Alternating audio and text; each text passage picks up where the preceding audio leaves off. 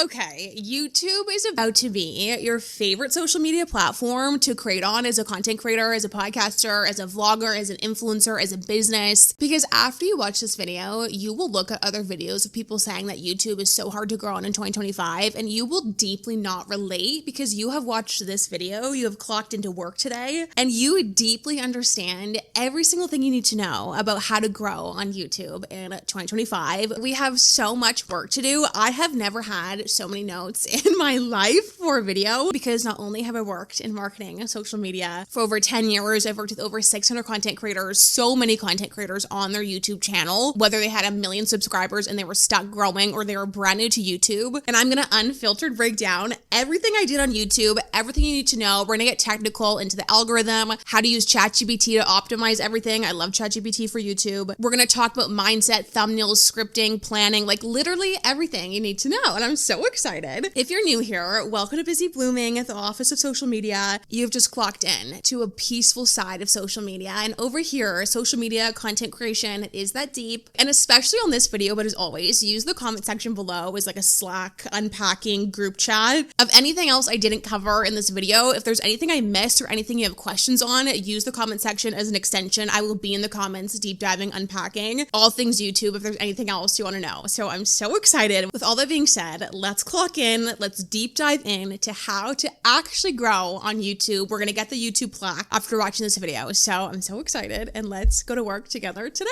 Before I get into the rest of the episode, I have to tell you about one of the best ways to level up your content. And I'm so excited to tell you that today's video is sponsored by Storyblocks. You have heard me talk about them before. I am so deeply obsessed with them. I think I'm their #1 fan. Storyblocks is a stock media subscription service. What is so cool about Storyblocks is that you don't have to pay for each video or each photo or animated background that you want to use. You pay a subscription where you can have unlimited downloads, as many videos, photos, sounds, music, whatever you want to use from Storyblocks. It's unlimited under your subscription, which is life-changing. They have literally everything you need in one place, whether you want to have an animated background to do some text on a sit-down YouTube video, or if you want to make a short form video or a clip from your YouTube video on Instagram or TikTok, you can use footage as B-roll, as animated backgrounds to really level up your short form content and your long form content without having to spend so much money on high quality stock footage. Storyblocks also has authentic stock content created by real artists. With the rise of AI, so many people are using AI generated images, but Storyblocks, their stock collections celebrate the human experience, capturing stories and emotions that AI, it just can't replicate. It is so important as a creator, which we're going to talk about today, to really make your content stand out, and using Storyblocks is one of the best ways to do it. You won't break the bank on stock footage. My favorite part of Storyblocks, I think, is the green screen section. They have so many cute green screens. So if you want to elevate your content, go check out Storyblocks. They have everything you need as a content creator at Storyblocks. To get started with unlimited stock media downloads at one set price, head to storyblocks.com/testbarkley or click the link in the description. They are so amazing. They have everything you need as a content creator. So go check them out and let's get into the video. Okay, so the first thing I need to do before we get into anything else to do with YouTube is I need to address a certain group of people who have clocked in to work today, who are with us at the office. And those are the people that have either watched YouTube for a long time, like 5 years, 10 years, and or people who have created on YouTube for a long time, like 5 years plus. I'm going to hold your hand while I say this. It is going to be so much harder for you to grow on YouTube than everybody who is watching this video who is brand new to YouTube. People who don't really watch YouTube or people who've never created a YouTube video before, those people, it's going to be so much easier than us, people who have watched and created for a long time, because YouTube has changed so much since the days of even 2020, but especially the era of 2015, around then. And as somebody who was viewed or created on YouTube for a long time, we have these deep-seated beliefs and understanding of how the platform works, how we approach YouTube, what we think a YouTube video and a YouTube channel should be. And a lot of the content we have consumed in our life as an avid watcher, a longtime watcher of YouTube, is content that does not work right now for growth because YouTube has changed and evolved so much. And YouTube literally invented being an influencer, being a content creator. Like all the vlogs we see on TikTok, on Instagram, Instagram. YouTube created vlogs. YouTube created influencers. It's the longest standing social media platform. It started Get Ready With Me's, Q&As, all of it. I want this video today, this episode today, to act as a deep deconstructing exercise of what works and what does not work on YouTube. And I want you to forget everything you've ever thought, even if you're a creator who has like 10,000 subscribers. I want you to forget everything you've ever learned and everything you think works on YouTube, because it is such a different platform. Speaking from experience, that was the biggest mistake I made as a creator, was treating YouTube like it was the same platform as it was in 2015 and start completely fresh. So the first thing I want you to do is I want you to view YouTube not as a YouTube channel, not as social media, but more importantly than you have to do this with TikTok or Instagram, I want you to objectively look at your YouTube channel as a business and as a collection. There's one topic that infiltrates through every single video that you post, and it is so important, regardless of if you do vlogs, sit downs, you have a podcast, you have all of different styles, Get Ready With Me on your channel. There's always one theme that infiltrates through every single video that you have, because I think one of the best ways to grow on YouTube in 2025 is to have a channel that is bingeable at any time of the year that somebody comes to your channel. And it's so clear to them like what they would get from my channel. Like if they're at an event, if someone's at an event in Toronto and they're like, okay, I just found this person on YouTube, they will help you with this, or they talk about this. Like you have such a clear theme and topic with all of your videos, regardless of the style. And what you have to do here as well when you approach YouTube is you really have to make a decision to stop prioritizing what you like and what you feel like doing. And what I mean by that is you're not going to hate the videos that you make. But I feel like on YouTube, it was the hardest platform for me out of my TikTok and my Instagram to really break up with the idea that when I have my podcast or when I have my sit down or when I do vlogs or whatever it is, it's not just me like going for the vibes of doing whatever I feel like. I used to sit down and like plan out my week, my content for the week. And I'd be like, day in my life is my Monday video. Thursday, I'll do like a Q&A. And then maybe the next week I'll do a week in my life. Like those are not content strategies. Those are not video ideas. That actually is like a 10-year-old plus strategy. In 2025, what you do instead, if you want to do vlogs or more lifestyle content, is you'd have a theme. Like the theme for the week I would pick would be work-life balance or something. And then I have a vlog style video where I'm talking about that theme throughout the video while also showing my life. But there's a greater theme and a greater purpose that's outward focused to my vlog. It's not the vlog. You view vlogs as a vlog style execution. And that's another thing I wanted to say as well, is over here at Busy Blooming in the school of thought of YouTube,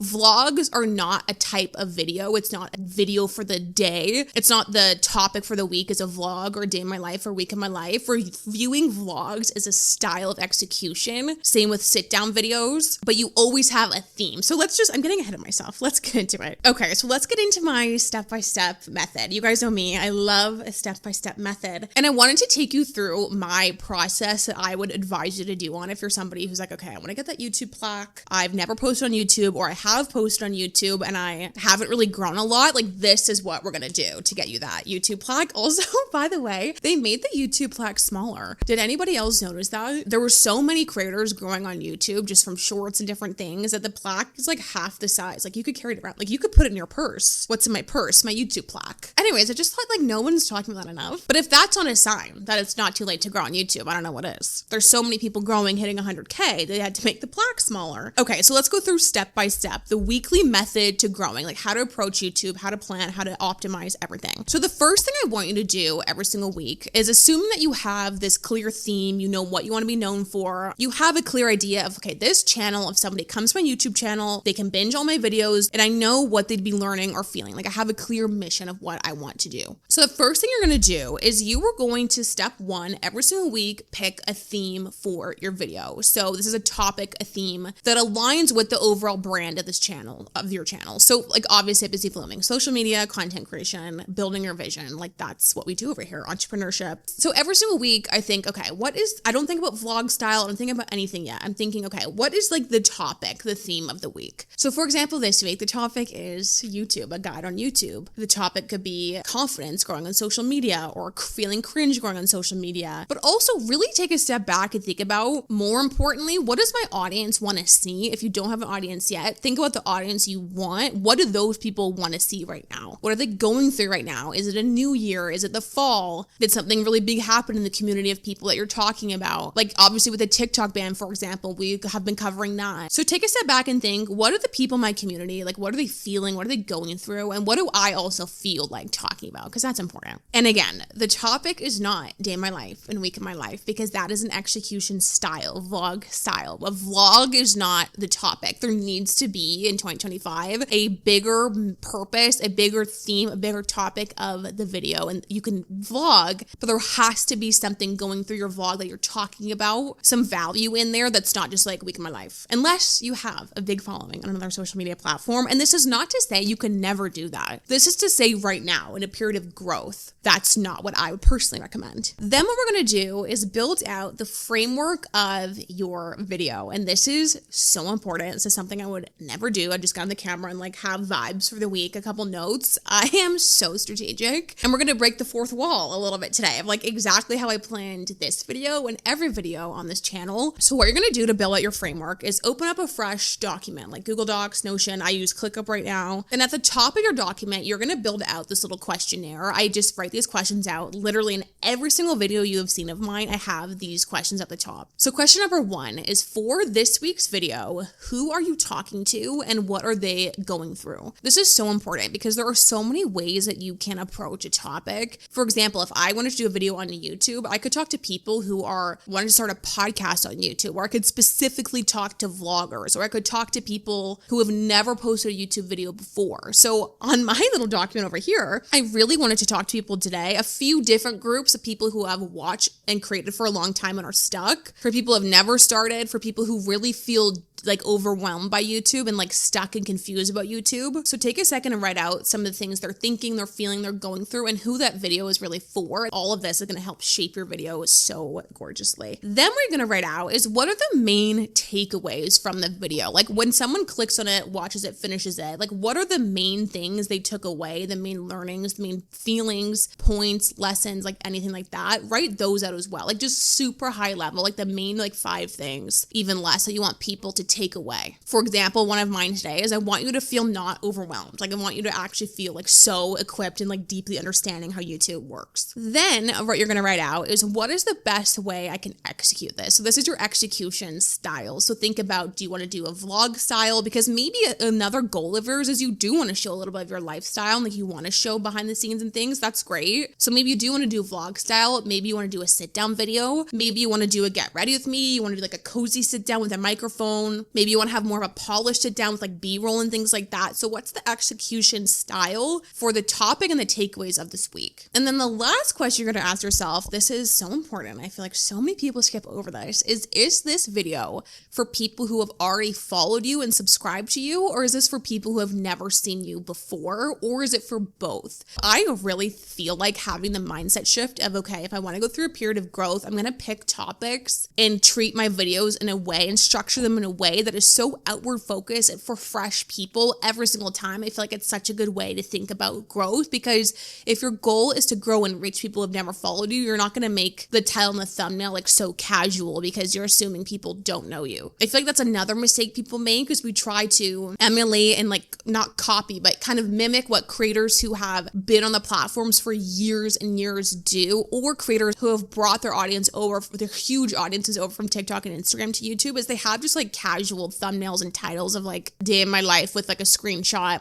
Look at Emma Chamberlain's titles and thumbnails. And so we do that thinking like, okay, well that works for them, but that works for them because they have an existing audience. It's not the way to grow. So that's the first thing you're going to do in outlining your video. So now moving down into the next phase of outlining your video is you're going to decide what your thumbnail and your title text is going to be. So the text on the thumbnail and the text on the title, you should do this in my opinion. It helps so much if you do this before you film the video. And we're going to talk about thumbnails and titles in a second. So that's where you're going to do step number 1 every single week in a blank document, is create that framework of your video. So when you sit down to actually like script it and film it, you have such a good base foundation of, okay, this is who the video is for. This is what I'm doing. I'm adding it to this collection. The key takeaways, I know exactly how it's going to be packaged. You could change the title and thumbnail, but you just have like a good framework and understanding of what you're doing. Then what we're going to do in the framework of the video is you're actually going to outline and script the video. If you're listening on Spotify or Apple, I did script in air quotes because I don't actually like word for word script my videos. But what you're going to do now is outline what you want to say. So I do this in a couple of different ways and everyone's a little bit different. So option one, if I'm trying to do like a big video, like a 3-month content strategy, for example, I usually every quarter, not this quarter, we skipped it because we did a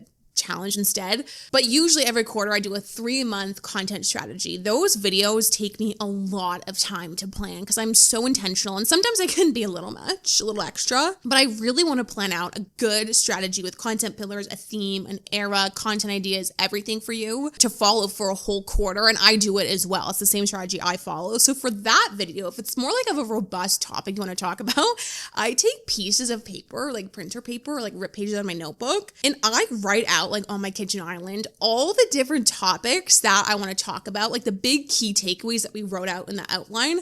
I write out all of those, or I could draw it on my iPad or draw it on a piece of paper, like a mind map of all the different topics and points I really want to make in the video. So that's one way to kind of like brain dump, mind map all the key points, the key takeaways, all your thoughts on the topic that week. Or you can just do this on a document, either just brain dump under each key takeaway, like all your advice, your tips, what you want to say, your thoughts, like if it's outfits or fashion or meals, like all of that. Or you can use like a talk to text in a document and just like talk, like brain dump, like, okay, here's all the things I want to talk about. But basically you want to take your key takeaways and just have a messy brain dump under them of all the points you want to make and get across. I recommend when you're planning out a YouTube video, not doing it like the morning of, because you want to do it a couple days before. So when you're going through your week, your work week, other things like thoughts might come up that you think of, you can go back and add to it. But you want to have this like a messy mind dump of thoughts and notes under the key takeaways. Then what you're going to do is you are going to take, for the first time in this video, our favorite coworker over here, ChatGPT, employee of the month always. You're going to take that mess, either take pictures of it on your phone, put it into ChatGPT, or take all of your messy notes, copy and paste it into ChatGPT and say, can you organize this in a really nice organized way under all the key takeaways for this video? You're not asking ChatGPT to add anything to it. You could use ChatGPT if you're doing a lot of research and you're like, okay, can you back up this one thing I'm saying? If you're talking a lot about protein or like something health-wise, you could ask it to pull a report from you. Or if you want a specific quote from somebody, you could say, okay, could you find a Mel Robbins quote that aligns with this? But for the most part, I personally don't use ChatGPT for like content adding anything because it's not as good as like a human. As much as we love her, like it's just never going to be as original from your unique like thoughts and experiences. But it's such a good tool to use to organize all the key buckets and key things that it recognizes are like the best ways to categorize your video. So then what we have here is this amazing document with your foundation at the top. You have your outline organized of all the bullet points you want to say. Then what you're going to do, and this is what I do, is you're going to outline the execution. So let's do each style. So say you want to do a vlog style video. I've only done a handful of vlogs over here. I want to do more. I love vlogging. You guys know that. I just love it so much. But let's say you want to do a vlog that week. That's the style you want to do. You want to show a little bit of your lifestyle too. So what you're going to do is you're going to write out in a separate section of this document all of the parts of the week you want to show or the day you want to show. Once you have a good understanding of, okay, I want to show like a get ready with me, my outfit, going to work. I'm going to really want to show the behind the scenes of this one thing. What you're going to do is you're going to line up those key takeaways, those key messages you want to get across to certain parts of your week. So like, okay, when I'm getting ready on Tuesday, I want to talk about this one confidence thing. And when I'm making my dinner on Thursday, I want to talk about this one thing. So what you're doing is you're showing the week in your life, but you're infiltrating this theme. So then when you package your video, you're not going to package it as week of my life because again, we're better than that over here, Busy Blooming. You're going to package it as trying to rebrand my confidence this week or something better than that. But you know what I mean? Like you're packaging your video title, thumbnail, the whole video as a bigger theme.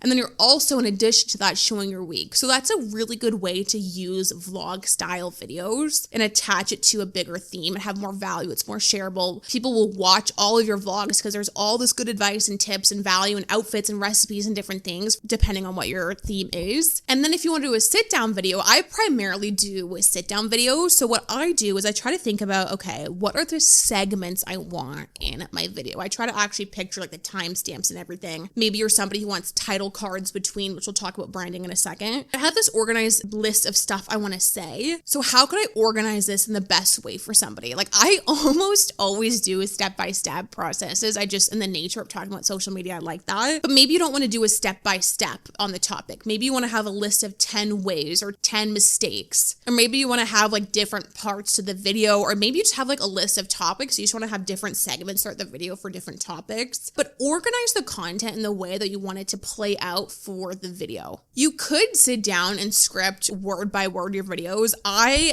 am a talker. I love to talk, and I do talk very fast, which is my number one comment. I know that. There's a 0.75 speed feature if you want to use that. I had somebody recently comment that they watched these videos in 2x speed, which is so crazy to me. But I do actually I find for me as a creator a hard time making it concise. I'm very long-winded. It is something I work on and have really worked on, is making my videos like more concise and less long chatty. But if you're somebody who really struggles with like thinking of what to say, you totally could sit down and script out like word for word, sentence by sentence, what you want to say and kind of have it in front of you and read it. I have sentences scripted out, and I have bolded sections. So like right now we're in the how to outline the video section. And then I have a list of sentences underneath that I just wrote out. And then through all my notes, I have certain things bolded and highlighted. So you have to do some practice and figure out for yourself, like what is the best way to go about organizing it for you? Do you need a script? Do you need bullets? Are you better when there's like not a lot of bullet points so you're more creative? I find for me somewhere in the middle is great. And then the last thing you're going to do in this first step of creating your framework of the video is you're going to structure your intro. The beginning of the video is so important. This is something I never used to value very much. Like you'd click on the video and like I said, I'd say like random things, welcome to the podcast, like whatever. Or when I did a vlog, I'd have this like super long intro of a bunch of stuff from the week that made no sense compared to the title and the thumbnail. So you really want to think about the intro. So this is how I would structure it, is I would first really be intentional about the first thing you say, because again, click-through rate and retention, which we'll talk about more, but the best way to get retention is when you open up the video and what you say matches the title and the thumbnail, not word for word, but it is something that is the similar tone and theme and topic of the thumbnail and the title. So for example, the first thing I said in this video, if I scroll up to my intro section of my document, I said, YouTube is about to be your new favorite social media platform. That's all I have written, and then I kind of went off of that. I don't remember what I said in the beginning, but it is so important to have something really great at the beginning. And then after you have the first sentence kind of mapped out, that's pretty much the only thing I script word for word is the first sentence. And sometimes it changes when I'm filming. I'll think of something better after, but I have a good first intro line, and then I map out what I'm going to say in the video. So I will say the first line, like, you're going to love YouTube. And then the second line is, today we're going to talk about this, this, and this. Or by the end of this video, you're going to feel this way. Like something that's kind of an agenda for your video. If you're doing a vlog, you could either have a really quick intro of like a preview when you're talking about like certain pieces of advice or tips or whatever that you're giving that aligns, or you could literally start the vlog and be like, welcome to a new week. You could film this at the end of the week being like, this week you're about to watch was crazy. We talked so much about confidence. I gave you advice on this, like whatever. Having a good intro line that matches, and then an outline of what you're going to talk about. And then another tip is to add in like a sentence, but say a little bit of something of why someone should care about you and what you have to say. I like to give that because if I'm talking to somebody who has no idea who I am, I really want them to know that I have a unique angle and like my why of like why me, like why something about me is interesting that they should listen to.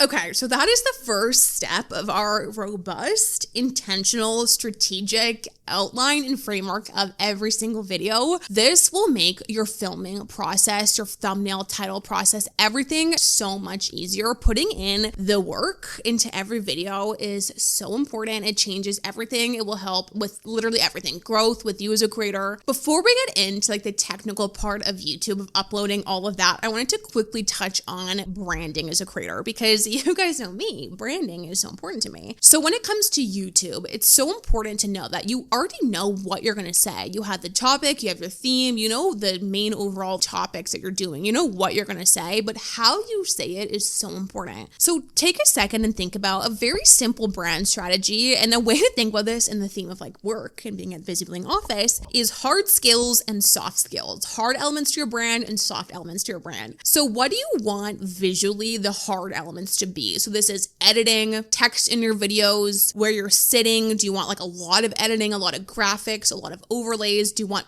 like, for example, sit down videos? I could do B-roll. I don't, but I definitely could. A lot of creators do B-roll. This is more of a podcast setup. Do you want to always be sitting in like different sections of a studio or like different sections of an apartment? Do you want it to be looking like really professional or really cozy? Do you always want to be wearing like a certain color? I try to always wear like the Busy Blooming blue as much as I can. So what are some like hard skills or like technical visual things that you want in your branding? I would pick a few. I've actually, as of today, just really been finalizing rolling out a rebrand at Busy Blooming, or not a rebrand, but like an elevation, which we're going to talk about more in the after hours today. My old branding elements were like big Helvetica or Arial, depending on the video text, that would be like behind my head. I was always sitting in my apartment. I really like to have a 4K camera. I'm going to say though, like in terms of equipment, you don't need a 4K camera. So many people I know use their iPhone, and iPhones are like great for filming videos. So that was my like hard skills, my like branding visual elements. Very, very simple in my opinion. I've tested a bunch of stuff of having like title cards and transitions and different things. I have found at the end of the day, I like when it's simple. That's just because for me as a viewer, I put my content on a TV and like have it playing in the background. So like the ROI of my time, sometimes I'll put little office things in, which I do like doing that, but those are my visual branding elements. So think about a few things you want it to be, and then think about the soft skills, like the more emotional part of your brand. For me, an example of this is I really like my videos to be really fun and like really light. I really showcase my personality. I feel like this is something, if you go back and watch my older videos, I would try to tone down a little bit to be a little more like for everybody. I feel like I'm definitely not for everyone. The way I talk, my personality, like things like that. But I feel like as time has gone on, and the more comfortable you get on camera, almost like the harder it is to tone yourself down. So I really am intentional about making sure when I film a video, I have good energy. I would rather post a video a few days late than post something where I'm like exhausted. Busy Blooming feels a certain way. There's a feeling that you get when you watch your content or whatever you do at Busy Blooming. But I want it to feel like a certain way. That's so important to me. Also, another element, for example, that you could think of is I always want to talk about mindset and like deeper emotional parts of growing what you want to grow on social media. That's so important to me. We have like little inside jokes over here that like ChatGPT, like things like that I love. So try to take a step back, think about a few. It's really important to just pick a few things so you don't get too overwhelmed, but pick like 3 or 4 elements that you want to be like either visual branding things, emotional branding things that you have throughout every single video. Okay, now what we're going to talk about is something I am so excited to talk about because I feel so deeply passionate about the YouTube technical side. The platform of YouTube, they have so many elements that go into every single video. It honestly takes my breath away. At Busy Blooming, the amount of PDFs and videos and conversations with ChatGPT we have done to analyze all of the technical parts of YouTube that I'm going to condense down today into like a peaceful list for you because I have deep dove into it. I used to be in the mindset of like, okay, you have to post your YouTube video at the same time every single week. And if you skip a week, it's not going to be good for the algorithm. Like the algorithm and the reason certain videos do better than others is so different than it used to be. So we're going to break it down. I'm going to tell you my best piece of advice that has changed my life. We're going to talk about titles and thumbnails too, because that is like the most important thing in addition to everything else we've said. So the first I want to talk about is the YouTube algorithm. Super simple. The YouTube algorithm favors click-through rate and retention. So click-through rate is the percentage of people that click on your video when they see it at the homepage or in their subscriptions feed. The main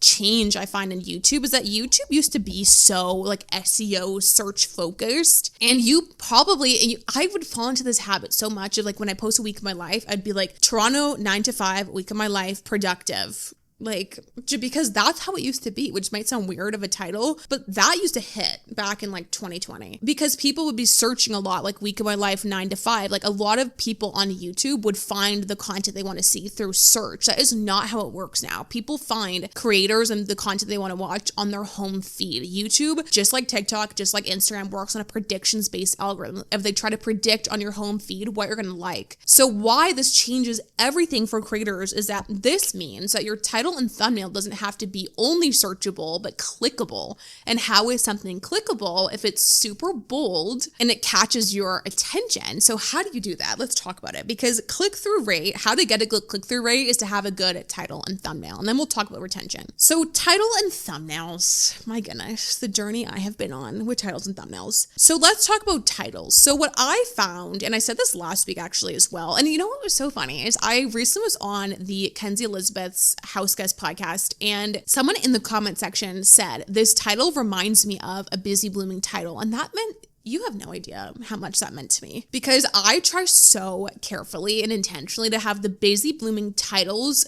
be consistent, like have the same tone, the same voice in the titles. And what I find works, and I have tested everything, you guys, like literally everything on YouTube, titles and thumbnails, is what works really well, in my opinion, is one sentence that is sentence case, like not title case, and is outward focus or really, really bold, or both, ideally. That is what works the best. Bonus points if you can also have it searchable. So I'm going to give you an example. I'm going to pull up my most viewed video on YouTube, and I want to break this down because this is the first time I ever tried this. I rolled out this strategy literally in May of 2024. And then it like changed everything. So my most viewed video in the last year has 440,000 views. And this formula has worked for all of my most viewed videos. The video is about how to become a content creator. I gave kind of my step-by-step process of from zero, how I would start. And so 5 years ago, I would have said the ultimate guide to becoming a content creator. I probably would have said how to become a content creator in 2024, because I posted this last year. And then I would have said like how to grow on TikTok, something. Like I would have made it so searchable of like how to X, Y, and Z, because that's people search. But what I did is the title is, you're going to be a full-time content creator in 3 months, and here's how. Having an outward focus sense of you're going to do this, or if you are feeling this way, you need to watch this. Another example of my title, what you're going to post every week when you're busy to grow on social media. Your 9-to-5 job in 2025 is going to be content creation. Do you see the theme of these titles? I'm not saying you have to like do the same titles, but I'm going to actually bring up another creator, Jenna Hong. I am so obsessed with her. She is a 9-to-5 vlogger. And so this is one of her most recent titles. Instead of saying 9-to-5 working in my life, the title is, can we actually have a good Monday today? Come work with my 9-to-5 corporate job with me. Another title she has instead of 9-to-5 vlog is, okay, am I crashing out, being behind, and mindset for my 2025 goals? It's a different structure, but it's the same idea of it's bold, it's outward focused, it's casual, and breaking up with this mindset of making everything so like keyword stuff and focus. I see this all the time. I think it is the biggest mistake creators make is they make their titles like day in my life productive. Like no one knows you. No, I mean, some people do, but there's no bigger theme, because what you're actually doing with that title is you're talking about the execution style of your video. Like what is the video actually about? Something else that works so great in titles is numbers and transformation. So you're going to be a full-time content creator in 3 months, or I'm going to change your mindset about cringe, or you're never going to feel cringe posting on social media in the next 10 minutes. I've seen titles like give me 10 minutes and it'll change your mindset on this. Time-bound titles work really well. Mr. Beast has such good advice on YouTube, but you know, his target audience is a little different than mine, but Mr. Beast is like an actual genius. I'm so scared of him. He talks a lot about numbers, and titles are so good. Keeping it one bold, outward focused sentence about the topic of the video, and not just the topic, but the transformation of the video, of what the transformation they're gonna go through when they watch the video is so key. Something else that really works, which is actually I learned this from Mr. Beast, is that when you update your title and when you update your thumbnail, let's say a week after you post your video, YouTube will retest your video. So they will see like, okay, she updated her thumbnail, she updated her title for 24 to 48 hours. Let me retest the video and see if it gets more clicks. If it gets more clicks and the click-through rate goes up, it will continue to get pushed out. And so that's why on YouTube, I have had videos in the past where they did not perform. So a couple months later, I'm like, okay, I'm going to try and update the thumbnail and the title. And it blew up like months later. It actually does work. Very, very soon, you guys, like, I can touch it. It's so soon. We are launching something at Busy Blooming where you can like get feedback and we can unpack, and you can drop in your titles and thumbnails and we will unpack. I'm so excited. I have never worked in silence so much for so many months in my life on something, but very soon we'll be able to unpack. So just like give me a couple weeks for that. And then let's talk about thumbnails. So thumbnails is something else. I have actually been told by people at Busy Blooming that I have thumbnail blindness, which there's no cure for, but that's okay. I feel like thumbnails is something that I am stuck in 2015 with. And so I actually luckily learned in the last year that YouTube does an ABC testing feature where you can upload with every single video, if you're on your computer, 3 different thumbnails. And ABC testing is when YouTube will take it for 2 weeks and see which thumbnail gets the most clicks. And what I would recommend doing with thumbnails is because thumbnails, it's something that it's like, it takes so much creative knowing like what looks good and how to design it. All of the thumbnails you see on our channel over here, I've made in Canva. Some people love them, some people hate them. But what I've learned with thumbnails is firstly, it doesn't matter if you like it just matters if it works. One of the biggest mistakes I made was try to make everything so aesthetic and on brand to the busy blooming brand. Like an example, like I already gave, I could use the blue and the Times New Roman condensed font that I use, but Helvetica big or Arial big font, it just works better on YouTube. It's easier to read. I tried to use the blue a couple weeks ago in the thumbnail. I shouldn't have done that. But what I would recommend doing is take a look around of what people who are talking about similar topics to you are doing and like the best, highest performing creators, what their thumbnails look like, because every area of YouTube has different styles of thumbnails. Like Mr. Beast thumbnails, if I posted a thumbnail that looked like that, I feel like people would like be so confused. Honestly, you might click on it because you'd be like, is she okay? But then if you look at like the wellness glow up side of YouTube, it's such a different style than that. So take a gander on YouTube and see what other people in similar areas that you talk about do and test. Like test and test and test. Do not try to find a formula. YouTube is ever changing. And I feel like as a creator, the second you try to find a formula with anything, you're not evolving. Like you're not letting yourself evolve. You're literally looking to stop evolving. You're searching for that when you're trying to find a formula. So every week, take it week by week and test out 3 completely different styles. One that has a lot of Pinterest or a lot of icons, a lot of text, one that's really minimal, one that's kind of in the middle, and see what gets the most clicks. See the thumbnail test run through at least for a week. And then whatever one wins, make 3 more iterations of that to really keep testing and seeing what your audience likes. It is so easy to fall into the trap of like, okay, but I just want to like be minimal. I want to be like Jason Marie and have like one single thing. But Jason Marie has 100,000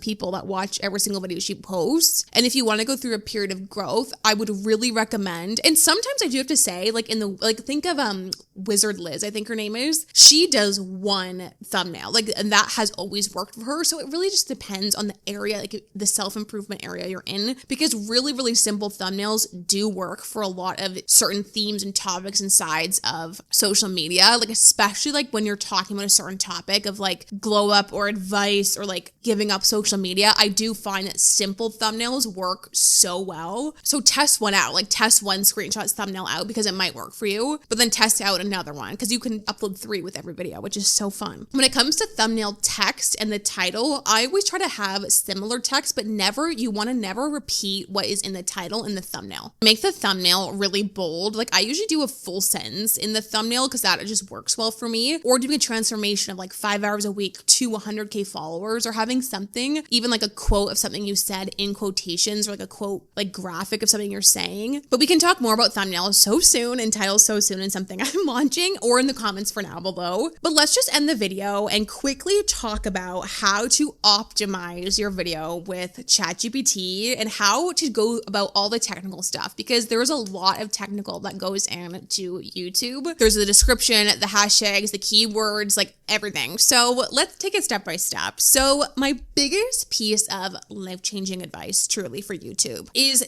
getting an RTF file of your video. So once you film your video, edit your video. Also, if you want any information on like my filming, editing, I have that in a vlog that I will link down below, and I will link my equipment down below. But let's say you have your video done, like it's filmed, it's edited. Take that video and make an RTF file, which is text. It's like rich text file, which is basically just a transcript of your final video. Having the transcript of your final video is like having gold. It will change your life, and I'm going to tell you why. Once you have that file, the transcript, the text, I use Descript for this. I can link Descript down below. You can ask ChatGPT literally anything. And so we're going to go step by step what I would do. So step number 1, go in Descript. I'll link Descript down below. And then you're going to ask ChatGPT to give you everything you need to optimize your video. So in the description box, you're going to ask ChatGPT, based on this RTF file of my new YouTube video, who is for this target audience, please write me a description that has a lot of keywords and good SEO. The description also, like the first thing in your description box, like the description of the video, the first sentence should be like a hook of some sort. So get ChatGPT to write that for you. And also a good thing it can do is give you some like bullet points. So like your top of your description box in your YouTube video has like a little paragraph of what it's about and then some bullet points of what it's about. A good tip also for the description box, get ChatGPT to write out like who the video is for. Like this video is for you if you're struggling with X, Y, and Z. Then what we're going to do is you can also do this in Descript, but use ChatGPT to ask it for timestamps. You guys, don't sit and manually watch your video and do timestamps. ChatGPT can do that for you, which is life-changing. In 2025, your video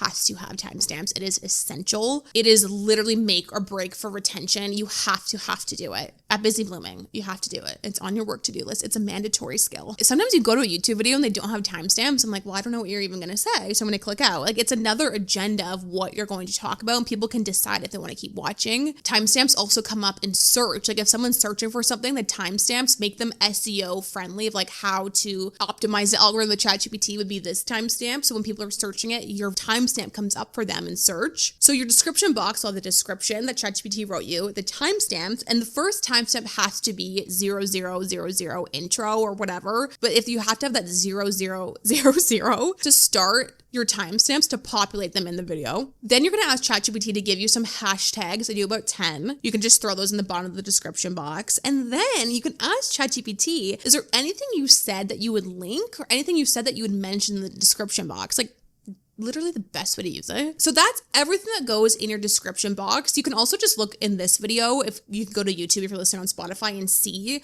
you can even copy and paste as a template of like exactly what we do. But ChatGPT can make all of that for you in like 2 minutes. And then what you're going to do is ask ChatGPT to give you tags. So this is in the tag section of the video, up to 500 characters, copy and paste format. You could just copy and paste the ones he says to use and paste them into your YouTube. You can ask ChatGPT what category your video should be in, like people in blogs or education. And then one of the best ways to go about testing analytics and optimizing is to use ChatGPT as your little YouTube expert, and take what he says with a grain of salt because he doesn't know everything. But what I would really recommend doing is going into your YouTube analytics, going to the advanced and downloading a CSV file of all of your analytics in the last year or so on your YouTube channel, put them into ChatGPT and say, hey, you're a YouTube expert. Could you please analyze why you think certain videos are working and aren't working, so you can get a really good understanding of why your videos are working and not working? And this mindset of really treating your YouTube channel objectively as a business, of every product launch or every video you do, really looking into why is it working, why is it not working? Could I update the thumbnail? Could I update the title? Is it not bold enough? Does it sound like ChatGPT? I wouldn't recommend using ChatGPT for your titles and thumbnails. Make them like really human and really casual, but not just relying on what you like aesthetically or the vibe that you like or like what you think makes sense. Like really thinking objectively of the user behavior of your video, of people watching your video, going to your channel. It doesn't make sense, doesn't match, is it cohesive? You can also use ChatGPT to make carousels of your videos. Like now that it has a script, like, hey, can you make like a Notes app style carousel from everything I said in this video? You could also ask it like, what part of the video do you think I should clip? So that, in my opinion, is like the best way to optimize your YouTube, is to put your RTF file, the transcript of a video, into ChatGPT and use ChatGPT to optimize it for YouTube. You also can do little things like the video file on your computer that you upload. You can make the file name like a searchable thing. I've heard that works. I don't know if that actually does anything, but I think that is everything I wanted to say in terms of growing on YouTube. This episode has been so much fun to film. We still have after hours after work, after this meeting has concluded. I have more I want to say, a little bit more. I wanted to talk about some other things as well, but if you have anything else that you wanted me to cover in terms of YouTube, if you have more questions, comment them down below. But this was so much fun. I had such a blast filming this,